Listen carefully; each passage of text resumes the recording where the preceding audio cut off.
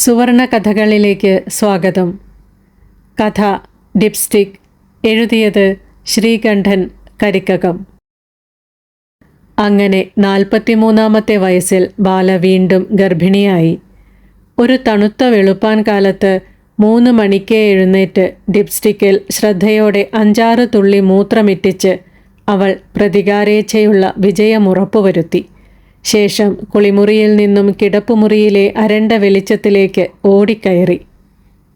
അന്നേരം അവളുടെ മഞ്ഞ നിറമുള്ള അടിവയറ്റിൽ ആരോ കനത്ത ചുണ്ടുകൾ അമർത്തി ഇക്കിളി പടരും വിധം ആഴത്തിൽ ഒരു ഉമ്മ കൊടുത്തതായും തോന്നി.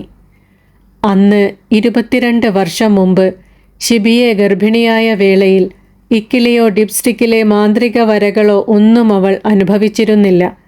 കഴുത്തിൽ കുത്തിപ്പിടിച്ചൊരു ഛർദിയാണ് കഥയെല്ലാം പുറത്താക്കിയത്. ഒരു ആവിയന്ത്രത്തിൻ്റെ ഇരമ്പലുണ്ടായിരുന്ന ആ ഛർദിയിൽ നിന്നും അമ്മാവിയമ്മ അക്കാര്യം വായിച്ചെടുത്തു. തൊണ്ടി മുതലോടെ ഒരു കള്ളനെ പിടികൂടിയ ഒരു മന്ത്രവാദിനിയുടെ ആവേശമുണ്ടായിരുന്നു അവർക്ക്. ബാലക്കാണെങ്കിൽ ഈ പ്രപഞ്ചത്തോളം വളർന്നു മുറ്റിയ ഒരു മഹാ അപരാധം ചെയ്തെന്ന തോന്നലും. കൊച്ചു കള്ളി 1.5 മാസത്തിനുള്ളിൽ ഒപ്പിച്ചു കളഞ്ഞല്ലോടി എന്നവർ പറഞ്ഞതിലെ ഒപ്പിക്കൽ എന്ന വാക്ക് മുലക്കണ്ണുകളിൽ തേച്ച കട്ടിച്ചെന്നായത്തിൻ്റെ കയ്പിനേക്കാളും ഏറെ നാൾ ഉള്ളിൽ കൈച്ചും കനച്ചും കിടന്നു. അന്നൊന്നും ഡിപ്സ്റ്റിക്കിനെ കുറിച്ചൊന്നും അവൾക്കറിയില്ലായിരുന്നു. കഴിഞ്ഞ 2 തവണയും അതിൽ ഒറ്റ വര മാത്രമേ തെളിഞ്ഞിരുന്നുള്ളൂ. ഇത്തവണ അത് ഒരു തേരട്ടയുടെ ചുവപ്പായി. മാസമുറ പിണങ്ങിയ 9-ാമത്തെ ദിവസമായിരുന്നു അത്.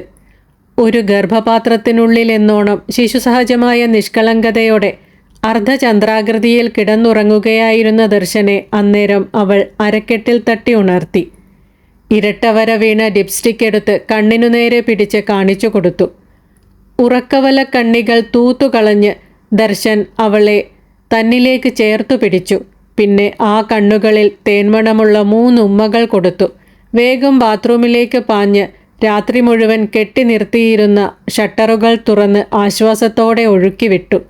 മടങ്ങി വന്ന് അവളുടെ നിശ്ചയദാർഢ്യമുള്ള കൈകൾ എടുത്ത് മടിയിൽ വെച്ചു. പിന്നെ ആ പുലർച്ചയ്ക്കിണങ്ങുന്ന വികാരാർദ്രതയോടെ ചോദിച്ചു, സന്തോഷമായില്ലേ? ഈ ഭൂമിയിലെ കോടാനുകോടി ജീവികൾക്കൊപ്പം ജീവിക്കുന്നതായി തോന്നുന്നില്ലേ? അവൾ മറുപടി ഒന്നും പറയാനാകാതെ വാക്കുകളുടെ ചെളിക്കെട്ടിൽ കഴുത്തറ്റം പുതഞ്ഞു നിന്നു. ഇനി വഴുക്കലുള്ള വർത്തമാനങ്ങളില്ല, മുന്നോട്ട് മുന്നോട്ട് മാത്രം. ഈ ദിവസത്തിൻ്റെ ഓർമ്മത്താളിൽ സൂക്ഷിക്കാനായി മാത്രം ബാല ചിലതൊക്കെ മുമ്പേ കരുതി വച്ചിരുന്നു.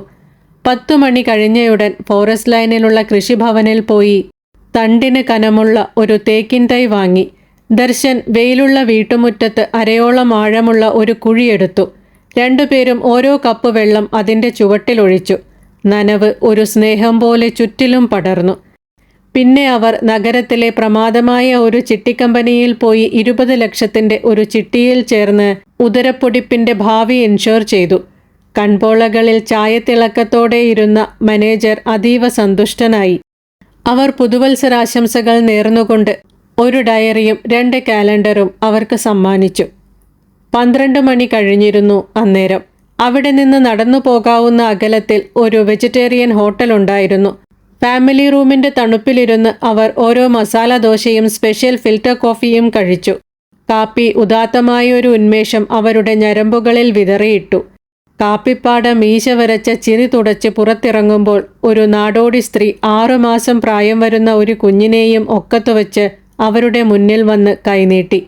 കൊച്ചിനെ വെയില് കൊള്ളിക്കാതെടി എന്ന് ഉച്ചത്തിൽ അവരെ ആട്ടിയിട്ട് ബാല ജീൻസിൻ്റെ പിൻ പോക്കറ്റിൽ നിന്നും ഒരു 50 രൂപയുടെ നോട്ട് എടുത്തു കൊടുത്തു. ദർശൻ ആ നാടോടി സ്ത്രീക്ക് ബാങ്ക് മാനേജർ സമ്മാനിച്ച കാലണ്ടറുകളിൽ ഒന്നെടുത്ത് നീട്ടി. അവർ അത് വാങ്ങി കണ്ണിൽ വെച്ചു. പിൻസഞ്ചിയിൽ തിരുകി. ബാല അന്നേരം ദർശനെ ഉയർന്നു നോക്കി.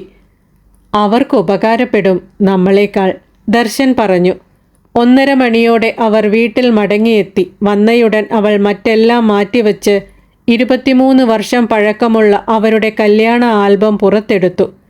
തുറക്കുമ്പോൾ പഴയൊരു ഇരുമ്പ് വാദ്യത്തിൻ്റെ മുഴക്കമുള്ള തടി അലമാരയിലെ കീഴ്ത്തട്ടിൽ നിന്നാണ് അതെടുത്തത്. ഉത്ഖനനം നടത്തുന്ന പുരാവസ്തു പര്യവേഷകയുടെ ആകാംക്ഷ അത് വീണ്ടും തുറന്നു കാണുന്നതിൽ അവൾക്കുണ്ടായിരുന്നു. ഓഹോ, ഇതിപ്പോഴുമുണ്ടോ? എന്ന് അന്നേരം ദർശൻ ചോദിച്ചു. ഒരു പച്ചത്തവളയുടെ വയറിനെ ഓർമ്മിപ്പിച്ച അയാളുടെ കുലുങ്ങിയുള്ള ചിരി അവൾക്കത്ര ബോധിച്ചില്ല. ചുവന്ന വെൽവെറ്റ് പുറംചട്ടയായിരുന്നു ആ ആൽബത്തിന്. തൊടുമ്പോൾ നനുത്ത കുഞ്ചി രോമങ്ങളുടെ മിനുമിനുപ്പ്. വർഷങ്ങളോളം അനക്കമറ്റ് കിടന്നതിനാൽ സ്പർശമേറ്റയുടനെ താളുകളിൽ ഉറങ്ങിക്കിടന്ന ചിത്രങ്ങൾ ഒരു ചവിട്ടുനാടകത്തിൻ്റെ അരങ്ങിലെന്നോണം പിടഞ്ഞെഴുന്നേറ്റു. വിയർപ്പുവാടയുള്ള ഒരു മുണ്ട് കുടഞ്ഞെടുത്ത് അന്നേരം അടുത്തു വന്നിരുന്ന ദർശന്റെ ഇടത്തെ തുടയിലേക്ക് അവൾ അതിൻ്റെ കനമുള്ള മുൻതാൾ പകുത്ത് നിവർത്തിവച്ചു. താളുകൾ ഓരോന്നായി മറിയവേ ജിമിക്കി കമ്മലുകളിട്ട ഒരു നാണം ബാലയുടെ ചീർത്ത കവിളുകളിൽ നിന്നും പുറത്തേക്കൊഴുകിയിറങ്ങി. കനത്ത ചുണ്ടുകൾ അല്ലി അല്ലികളായി വിടർന്ന് ഒരു പാൽ പുഞ്ചിരി പൂത്തു. തുടർന്ന് കണ്ണുകളിൽ സ്വപ്നങ്ങൾ വേഗച്ചുവടുകൾ വെച്ചു. ഒരു ചിരി പാതി വഴിയിൽ വായ്പൊത്തി നിന്നു. കാക്കക്കാൽ ഓടിയ നെറ്റിത്തടത്തുനിന്നും 2 പതിറ്റാണ്ടുകാലം പൊടിഞ്ഞു വീണു. ഉള്ളംകാൽ പൊള്ളിയ ഒരു നായയെപ്പോലെ താളുകൾ പിന്നെ കൊന്നി പിന്നിലോട്ട് പാഞ്ഞു. ഫോട്ടോകൾക്കിടയിൽ കടന്ന് കാറ്റ് ധൃതി കൂട്ടി. "ആ ഫാൻ ഒന്ന് കുറയ്ക്ക്," ദർശൻ പറഞ്ഞു. ബാല അത് കേട്ടില്ല. അന്നേരം ഇറങ്ങിപ്പോരാനാകാത്ത വിധം അവൾ ആ ആൽബത്തിനുള്ളിലേക്ക് ഏറെ ദൂരം കയറിപ്പോയിരുന്നു. ദർശനം പതിയെ അതിനുള്ളിലേക്ക് നടന്നു കയറി. കൈപിടിച്ചു കുലുക്കുന്ന സ്നേഹിതർ, അവർ പറയുന്ന ആശംസകൾക്ക് പഴം കറികളുടെ ഗന്ധം, തോളിൽ തട്ടുമ്പോൾ കൂടം വീഴുന്ന നോവ്, ഉടുപ്പിൻ്റെ കൈ മുട്ടോളം തെറുത്തു കയറ്റുമ്പോൾ വല്ലാതെ ബലം പിടിച്ചു.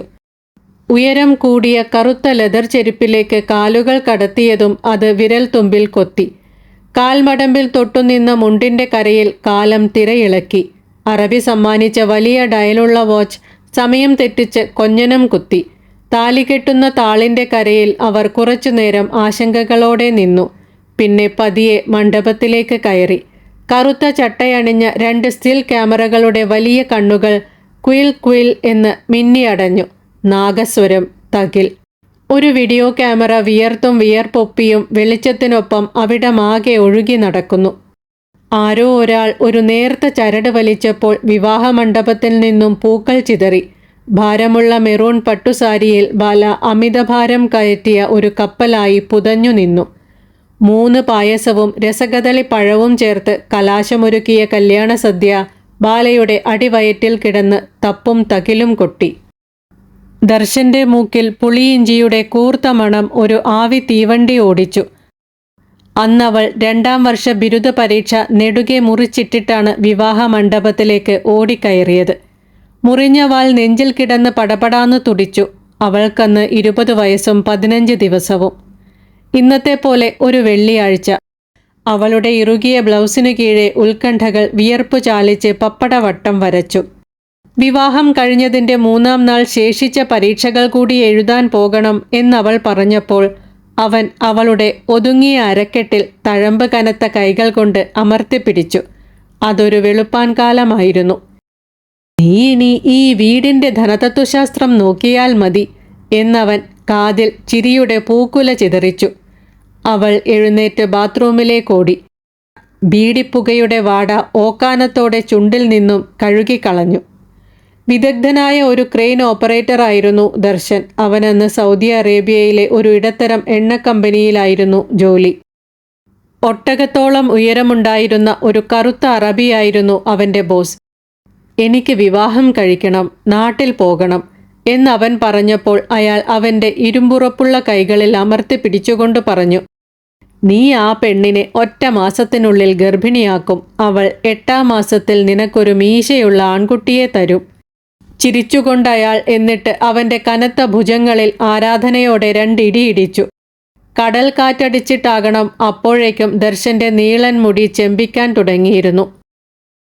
കമ്പനിയിൽ ധാരാളം പണിയുണ്ടായിരുന്ന ഒരു വേനൽക്കാലമായിരുന്നു അത്.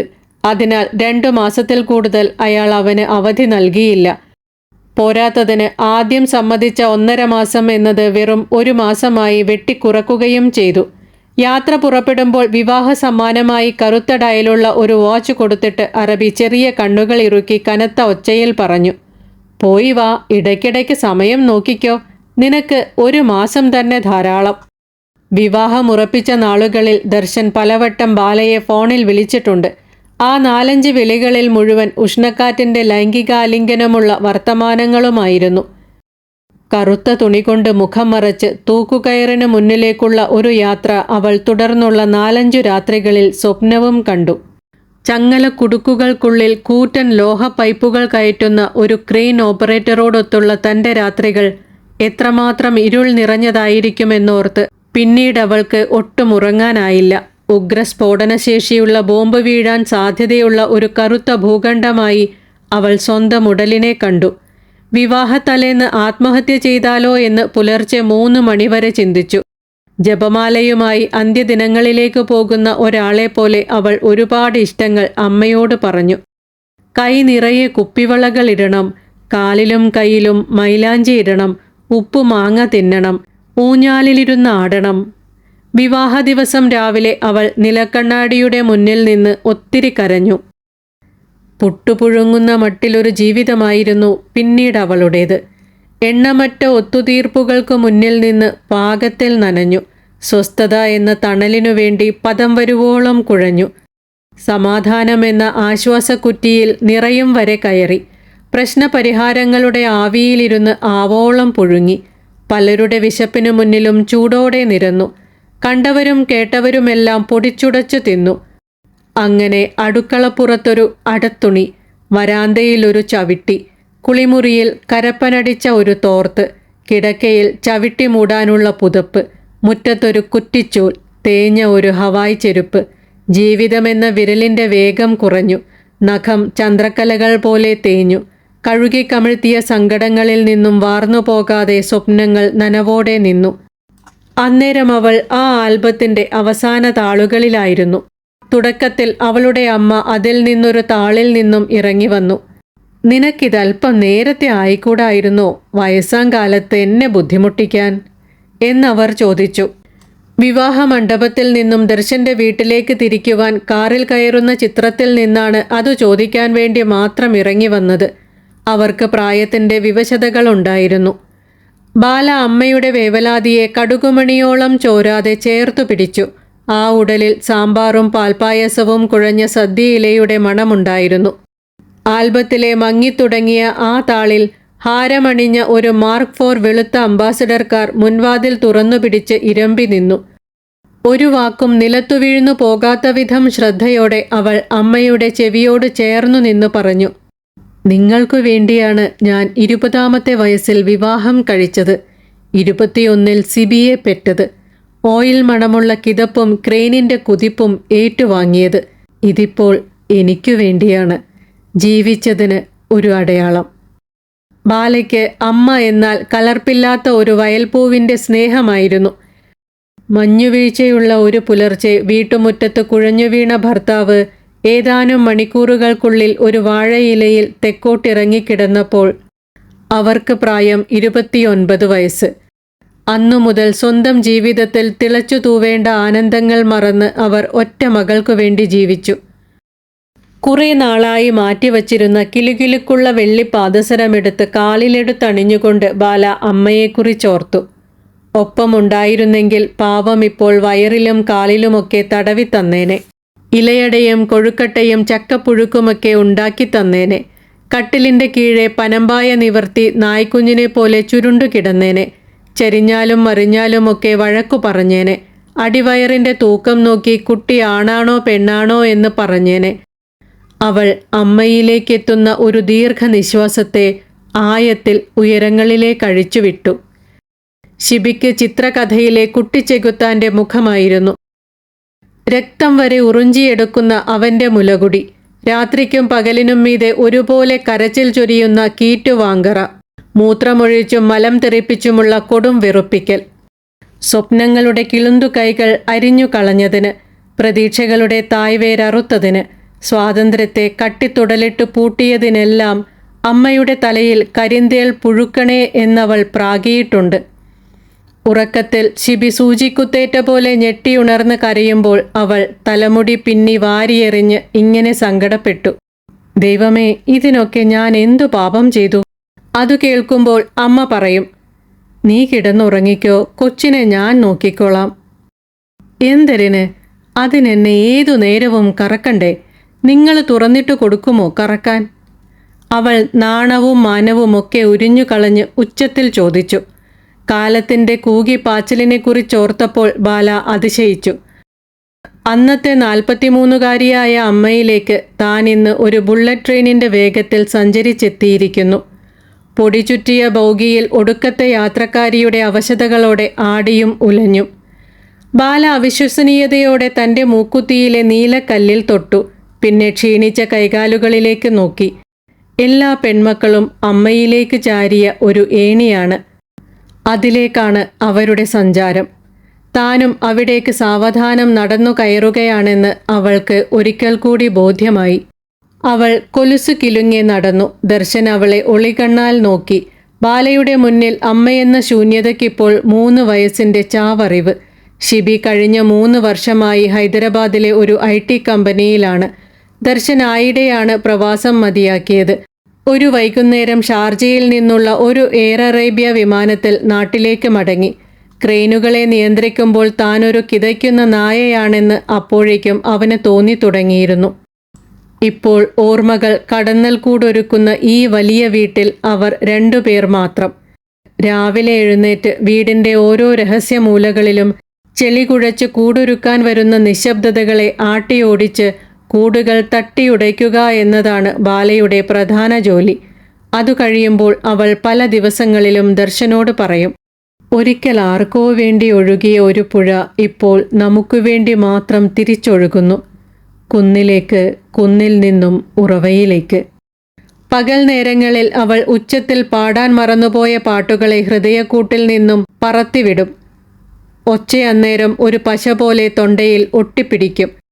ഓർമ്മകൾ ശൂലങ്ങളുമായി വന്ന് തൊണ്ടക്കുഴിയെ ആഴത്തിൽ കുത്തി വേദനിപ്പിക്കും. കറങ്ങുമ്പോൾ വൃത്തം വരയ്ക്കുന്ന ഒരു പാവാട എനിക്ക് വേണം. ഒരു ദിവസം അവൾ ദർശനോട് പറഞ്ഞു. എന്തിന്? നൃത്തം ചെയ്യാൻ. നൃത്തം കറക്കമല്ലല്ലോ. ദർശൻ നെയിൽ കട്ടർ കൊണ്ട് കാൽനഖം മുറിക്കുകയായിരുന്നു. മരുഭൂമി വിട്ടിട്ട് വർഷങ്ങൾ കഴിഞ്ഞെങ്കിലും നഖങ്ങൾ മുറിക്കുമ്പോൾ അവന് വിരലുകളിൽ എണ്ണ മണക്കുമായിരുന്നു. എനിക്കിനി വൃത്തം വരയ്ക്കുന്ന നൃത്തങ്ങളെ ചെയ്യാനാകൂ, അവൾ പറഞ്ഞു. അത്തരം 3 പാവാടകൾ അവൾ വാങ്ങി. നൃത്തം അവളെ ഇടം വലം മൂടി. അടുക്കളയിൽ മീൻ വറക്കുമ്പോൾ അവൾ ഗുലാമലിയുടെ പിടയ്ക്കുന്ന ഗസലുകൾ കൂടി വറചട്ടിയിലേക്കിടും. ദർശൻ അന്നേരം അവളുടെ അരക്കെട്ടിൽ ഒരു കോരുവലയായി ചുറ്റും. എണ്ണയിൽ മൊരിയുന്ന ശീലുകൾ അവരുടെ മൂക്കുകളെ ഉന്മത്തമാക്കും. പൊള്ളുന്ന അയലയുടെയും വങ്കടയുടെയും നടുത്തണ്ടങ്ങൾ അയഞ്ഞ ശീലുകൾ ചേർത്ത് നുള്ളി അവൾ അവൻ്റെ വായിലേക്കിട്ടുകൊടുക്കും. അവൻ അവളുടെ വിരലുകളിലെ പഴയ വിഷാദത്തെ പുതിയ ഒരു പ്രണയത്തോടെ കടിക്കും. ലോകം അവർക്ക് മുന്നിൽ മേഘവലിപ്പമുള്ള പ്രണയക്കുടകൾ നിവർത്തും. മൊരിഞ്ഞ മീൻകഷണം വായിൽ വെച്ചുകൊണ്ട് വാ വാ എന്നവൻ പറയും. അവർ നനഞ്ഞൊഴുകും. മഴ തുള്ളിയായിട്ടല്ല പെയ്യുന്നത്, ഒരൊറ്റ നൂൽ പോലെ. പൊട്ടിച്ചെടുക്കാനാകാത്ത നീണ്ട ഒറ്റയൊറ്റ നാരുകൾ, ആദിയും അന്തവുമില്ലാത്ത നാരുകൾ. തുണികൾ അടുക്കി വയ്ക്കുമ്പോഴും വിരിക്കുമ്പോഴും അവൾ പാടി. കിഷോർ കുമാറിൻ്റെ, പങ്കജ് ഉദാസിൻ്റെ, ദാസേട്ടൻ്റെ ഒക്കെ പാട്ടുകൾ. നല്ല മൂഡിലാണെങ്കിൽ ഉച്ചമയക്കത്തിലേക്ക് കോട്ടുവായിടുമ്പോൾ ഉഷാഉതുപ്പിൻ്റെ കൂവലിലേക്ക് ചായും. സമയം ഏറെ ഉള്ളവർക്കുള്ള ബോണസാണല്ലോ ഉച്ചമയക്കം. കുളിക്കുമ്പോൾ തെറിയും അശ്ലീലവും ഒക്കെ കലർന്ന പാരഡികളുടെ ജുഗൽബന്ദി. ചിലപ്പോൾ കുളിമുറിയിൽ നിന്നും നൃത്തങ്ങളോടെ ഇറങ്ങി വരും. ദർശൻ അന്നേരം ഏതെങ്കിലും ജനാലയോ വാതിലോ ഒക്കെ തുറന്നു കിടപ്പാണോ എന്ന് 4 പാടും ചിതറി നോക്കും. എടാ, നിന്റെ അമ്മ ഒരു രക്ഷയുമില്ല, ആകെ ഒരു പ്രളയം തന്നെ. ദർശൻ ചിലപ്പോഴൊക്കെ നെഞ്ചും കക്ഷവും പുറത്തു കാട്ടുന്ന ബനിയനും അരയിൽ പാവാടച്ചുളുക്കുള്ള ബർമൂഡയും ധരിച്ച് ബാംബു കേട്ടനിട്ട ബാൽക്കണിയിൽ കയറി നിന്ന് ഷിബിയോട് പറയും. ഒച്ചയുടെ കഴുത്തിൽ കുരുക്കിട്ടുകൊണ്ടുള്ള പതിഞ്ഞ വർത്തമാനമായിരുന്നു അത്. ചില നേരം അവൾ മകനോട് ഏഷണിയുടെ പൊതിക്കെട്ടഴിക്കാൻ നിർലോഭം ദർശനെ പ്രോത്സാഹിപ്പിച്ചു. വിലക്കുകളില്ലാത്ത സ്വാതന്ത്ര്യം അനുഭവിക്കുന്ന അമ്മ അവനിലെ കൗമാരക്കാരനിൽ അസ്വസ്ഥത പടർത്തുമെന്ന് ബാലയ്ക്ക് ഉറപ്പായിരുന്നു. ഉപ്പൂറ്റ് വിണ്ടുകീറിയ പാദങ്ങളിൽ രക്തം പൊടിയുന്നതുവരെ നൃത്തം ചെയ്തും തൊണ്ട ഞരമ്പുകൾ മണ്ണിരയുടെ കനത്തിൽ പിടയുന്നതുവരെ പാട്ടുകൾ പാടിയും നീല ക്യാൻവാസിൽ കുതിച്ചുപായുന്ന വെള്ളക്കുതിരകളുടെ ചിത്രങ്ങൾ വരച്ചും ക്ഷമയോടെ കുഞ്ഞുടുപ്പുകൾ തുന്നിയും അവൾ ഓരോ ദിനവും നവോന്മേഷശാലിനിയായി.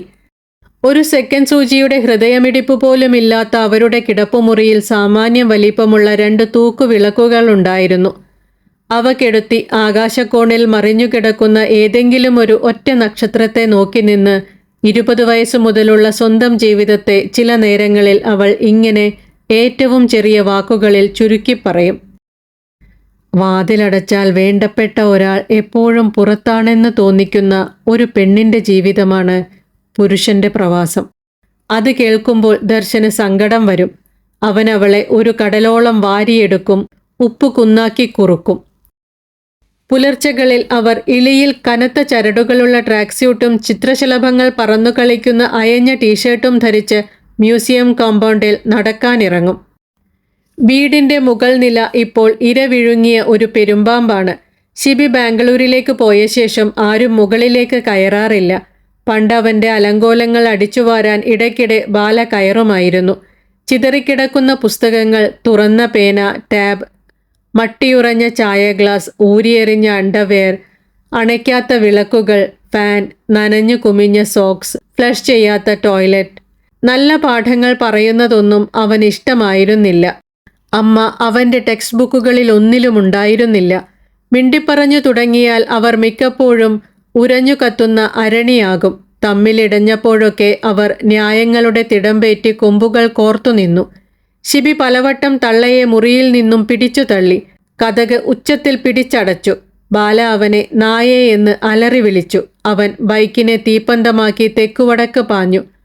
ഇന്നിപ്പോൾ ഒരു കുഞ്ഞു കാറ്റുപോലും അവിടുത്തെ ജനാലകളെ തുറന്നടയ്ക്കുന്നില്ല. മ്യൂസിയം വളപ്പിൽ മടിയുടെ ഇരുമുടിക്കെട്ടുമായി ഇഴഞ്ഞിഴഞ്ഞ് 4-5 റൗണ്ട് നടന്നു കഴിയുമ്പോൾ ദർശൻ ഒരു ശീമപ്പന്നിയുടെ കിതപ്പോടെ ഏതെങ്കിലും സിമന്റ് ബെഞ്ചുകളിലൊന്നിൽ കയറി കുത്തിയിരിക്കും. എന്നാൽ അവളുടെ കണക്ക് കതിന പൊട്ടുന്ന വേഗമുള്ള 10 റൗണ്ടാണ്.